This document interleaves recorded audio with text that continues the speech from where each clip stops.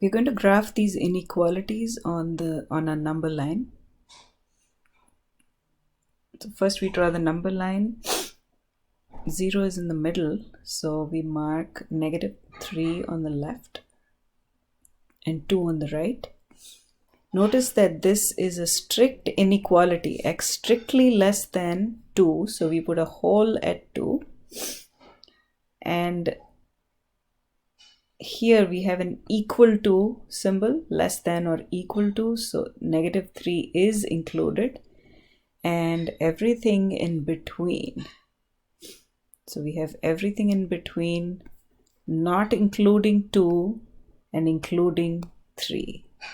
This is how we sketch the graph of an inequality.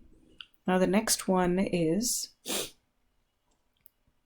x strictly greater than -2. So if this is a -2, it's strictly greater than -2, which means -2 is not included. So we put a hole, and then everything to the right of -2 is included. So this is the interval -2 to positive infinity. Next, we have x less than or equal to 3. So we mark 3. Since it's a less than or equal to, we know that 3 is included.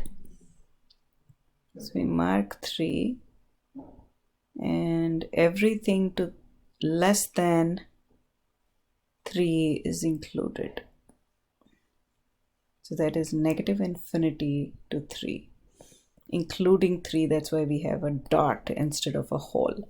A hole says not to include, not included. So the endpoint is not included. If you want to include the endpoint, make it a dot. So fill the hole. So this means that the endpoint is included.